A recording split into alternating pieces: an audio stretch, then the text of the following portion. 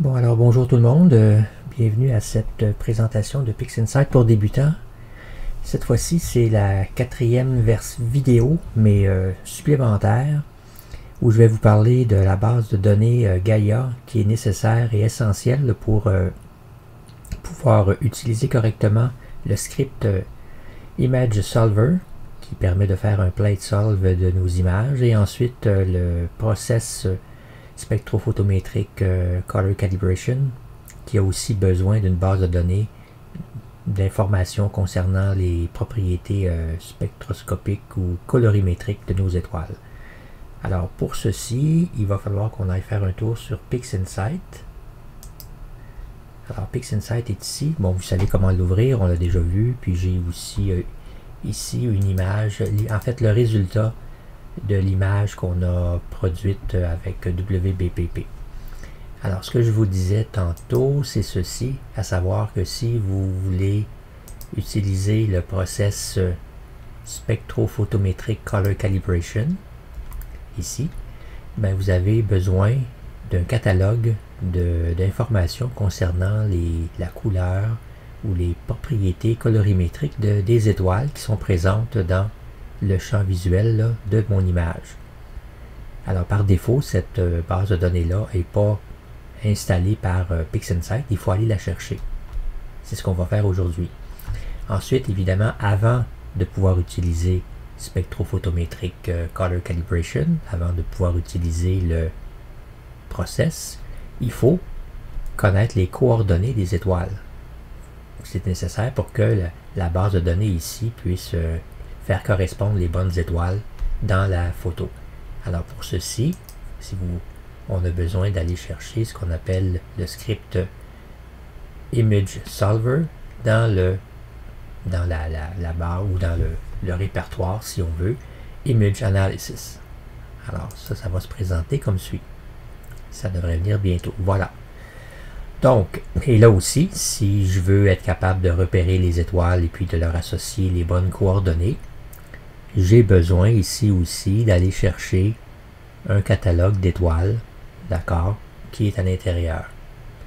Alors, donc, c'est ce qu'on va faire dans la prochaine minute. Donc, j'enlève ceci pour l'instant. Et là, ce qu'on va commencer par faire, c'est d'aller sur le site là, de PixInsight pour aller repérer les bases de données. Alors, pour ceci, on se retrouve ici sur PixInsight. On va dans la section Software Distribution, dans Downloads. Là, évidemment, il faut se loguer, mais pour ça, il faut donner les bonnes coordonnées. Alors, je vais faire une petite pause, puis je vais me loguer. Évidemment, je conserve personnel mes informations. Alors, on arrête 30 secondes et puis je vous reviens. Alors voilà, moi je me suis logué sur la distribution des informations. Et là, ce qui va nous intéresser, ben, vous le savez, à l'intérieur ici, on a les différentes versions de PixInsight, la dernière étant la 1.8.9.1. Et là, moi, ce qui m'intéresse, ce sont les XPSD Database Files.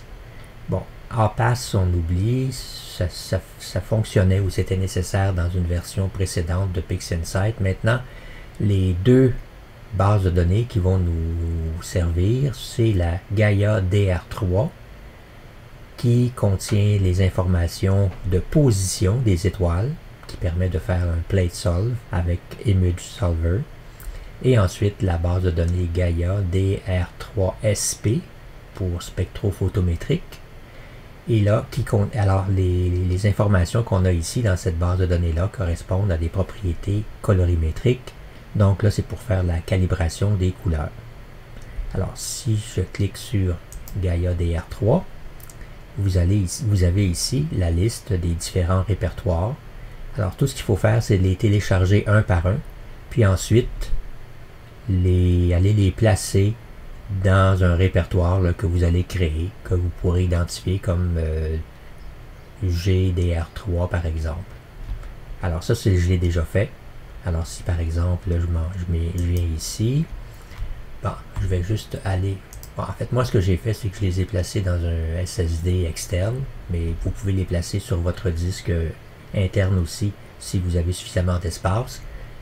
Alors, dans ce disque-là, j'ai créé un répertoire PixInsight Star Catalog. Ici, on l'ouvre. J'ai ici les GDR3. Ils sont tous là. Bon, on verra ensuite comment les rendre accessibles à PixInsight. L'étape suivante, alors on va fermer DR3, puis on va ouvrir GDR3SP. Alors ici, j'ai... Attendez qu'on se place correctement. J'ai 20 répertoires. On les télécharge un après l'autre. Et ensuite, on va les déposer aussi dans un répertoire qui est bien identifié. Bon, vous avez l'ensemble complet ici, les 20. Mais vous avez un ensemble plus petit aussi, juste en dessous ici. Là, vous en avez 4. Bon, si vous voulez couvrir le ciel au complet, on ne sait jamais. Moi, je préfère utiliser l'ensemble complet et non pas le petit ensemble. En fait, ça réfère aux magnitudes des étoiles. Si vous pensez que vous n'aurez jamais d'étoiles de magnitude plus élevée que 14 ou 15, ou si vous voulez avoir un ensemble qui est le plus complet possible, alors parce qu'ici, entre 14 et 25, là, vous risquez de ne pas en avoir. Donc, prenez l'ensemble complet. C'est pas... Bon, il faut évidemment à peu près une quarantaine de gigs là, sur votre disque dur, mais maintenant on a des disques durs de plusieurs terabytes, donc il ne devrait pas y avoir de problème. Alors encore une fois, je viens ici, puis là je les ai déposés dans ce cas-ci dans un autre répertoire que j'ai appelé GDR3SP. Les 20 sont ici. Alors quand on a fait tout ça, on se délogue, log out. Et ensuite, on ferme le tout. Bon, voilà. Alors, on revient dans PixInsight. Et là, comment faire pour rendre accessibles ces bases de données-là? Ce qu'il faut faire, c'est aller dans Process et aller chercher le process qui s'appelle Gaia. Ici. Alors, vous l'ouvrez. Et c'est... Alors, il y a tout ce que vous avez à faire. Non, en réalité, là, c'est pas compliqué. Premièrement, on va remplir ici, on va lui donner de l'information pour le Gaia Data Release. Alors, on commence par Gaia DR3. D'accord? Alors, pour aller lui dire où se trouve cette information-là, au process, je vais dans la portion à droite en bas, et il y a une espèce de clé anglaise ici, ce qu'on appelle communément un wrench. C'est les préférences, vous cochez. Bon, moi je les ai déjà. Je suis déjà allé les chercher, les 16 éléments. D'accord? Bon, alors ce que je vais faire, je vais les effacer, faire clear, puis on va aller les rechercher. Alors, on clique sur Select. Évidemment, vous devez retrouver le répertoire dans lequel vous avez placé ces éléments-là. Je sélectionne le tout et je clique ici sur Ouvrir. Et c'est fait. Et ensuite, OK. Bon, un petit test qu'on peut faire ensuite pour s'assurer que l'accessibilité est bien correcte. Vous allez cliquer sur le rond plein ici, le bleu, là, Apply Global. Et normalement, si tout fonctionne, vous allez voir afficher un après l'autre les différents dossiers, les 16 dossiers de GDR3. Les 16 sont là. Bon, là, il y a un petit calcul supplémentaire. Bon, il me dit qu'il n'a pas trouvé d'output, c'est normal, il n'y a pas d'image. Super. Ça, c'est réglé. L'autre, maintenant, je vais venir chercher le Gaia DR3SP. Même procédure. Je viens cliquer sur la clé anglaise des préférences. Bon, je les ai déjà sélectionnés. Vous allez les chercher dans le répertoire que vous avez déjà identifié. On coche OK. Puis là, encore une fois, je peux cliquer sur Apply Global pour vérifier s'ils sont bien là. Alors, ils sont tous là. Vous voyez, on arrive au 20 ici. Il va me donner un petit message d'erreur là pour me dire qu'il n'y a pas d'output.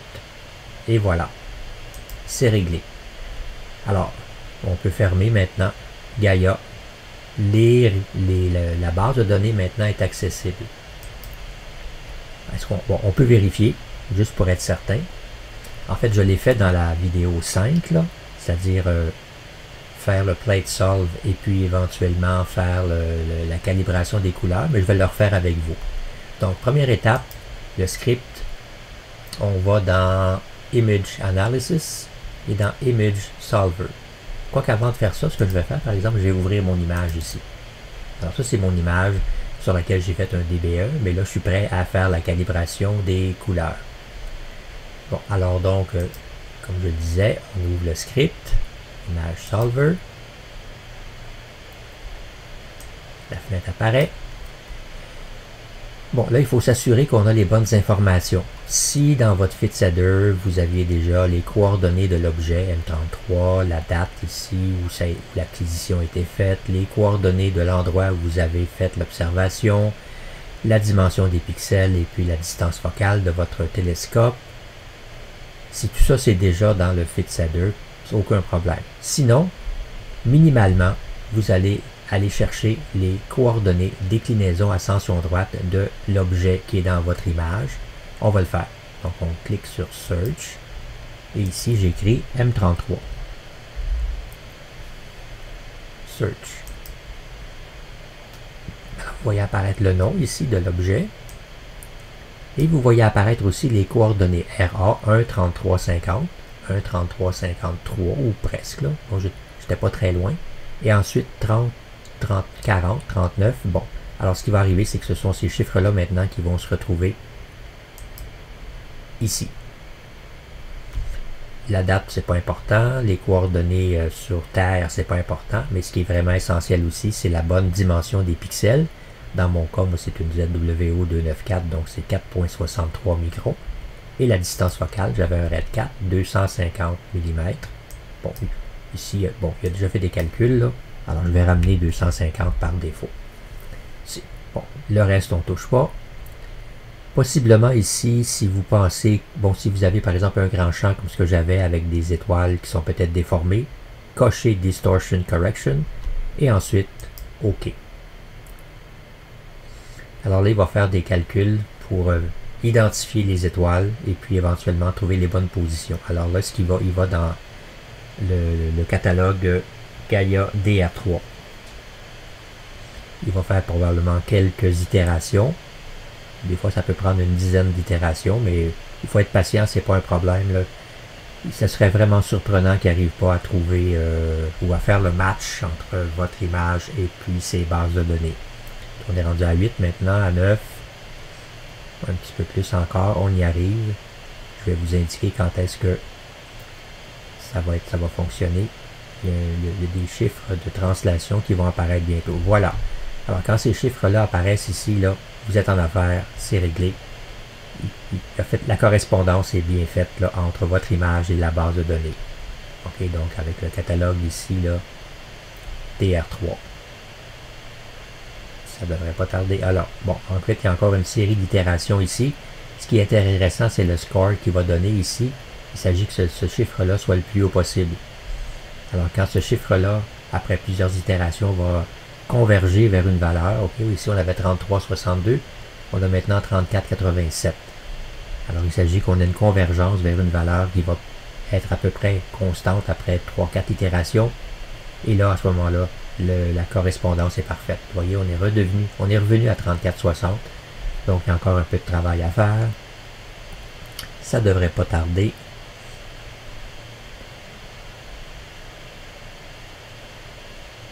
Bon, c'est sûr que si j'avais un ordinateur plus rapide, ça serait encore mieux. Mais bon, pour l'instant, on travaille avec ce qu'on a. Et évidemment aussi avec un ordinateur qui est un petit peu à bout de souffle, qui transpire. Alors, les ventilateurs fonctionnent aussi, mais je pense pas que ce soit trop distrayant. Donc, on est rendu à l'itération 4. En principe, on devrait se rendre à 5, peut-être 6, mais par expérience, là, ça ne devrait pas être trop long. On est revenu à 34,93. Bon, je pense bien que la convergence commence à être bonne, là.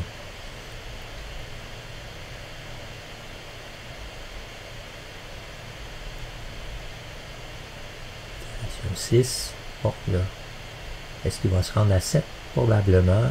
On va retrouver encore 34,93. Puis ensuite, il va arrêter.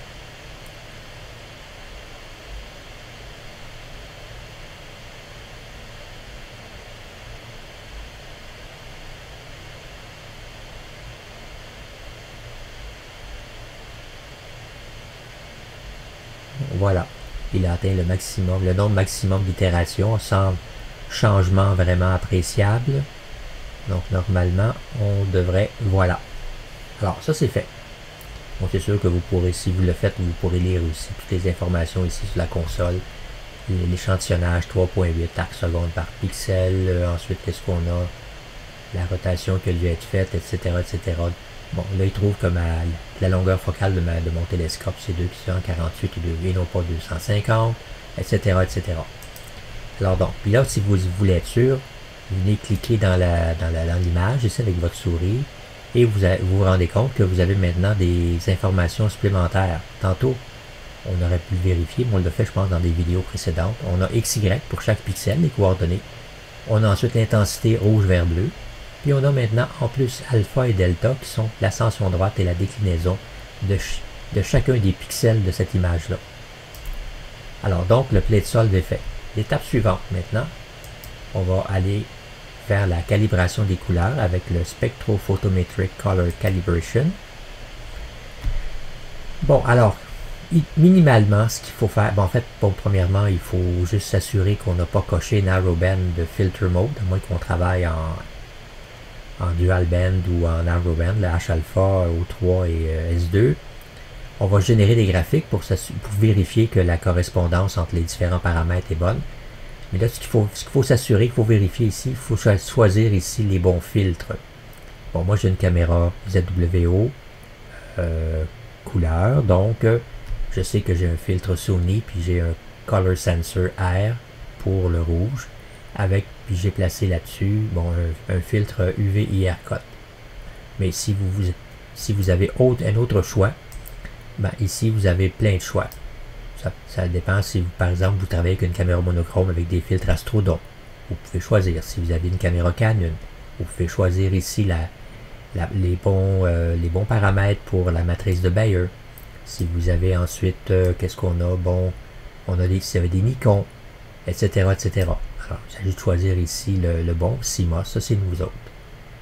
On a-tu CMOS? Non, ça, c'est Ultimate. Ça, c'est avec d'autres filtres. Mais pour le color qui m'intéresse, là, c'est celui-ci ici. Ça, c'est ce qui m'intéresse, moi. UV IR Cut. Non pas juste UV Cut. Donc, c'est ça qu'on a. On sélectionne. On fait la même chose pour le vert et le bleu. Pour la courbe ici d'efficacité quantique, pour l'instant, choisissez Ideal, QE, Curve, ça va être parfait. Ça non plus, on ne bouge pas. Ici, vous vous remarquez qu'il va aller puiser dans les informations colorimétriques dans la base de données Gaia DR3SP, ce qui est maintenant accessible via le process Gaia. La dernière chose, le Background Neutralization. On va sélectionner ici Region of Interest, puis on va évidemment ayez soin au préalable d'avoir sélectionné ou déterminé une zone, comme ici, moi j'ai fait pour mon Preview 1, où il n'y a pas d'étoiles. Mais même s'il y en a, je pense que c'est moins grave aujourd'hui. Il est capable d'identifier les étoiles puis de les enlever du fond de ciel. Mais bon, par mesure de prudence. Alors ce qu'on fait donc, on vient cliquer sur From Preview. Vous regardez, évidemment j'ai pas grand chose ici, j'ai simplement cette image là, le preview. Vous sélectionnez OK.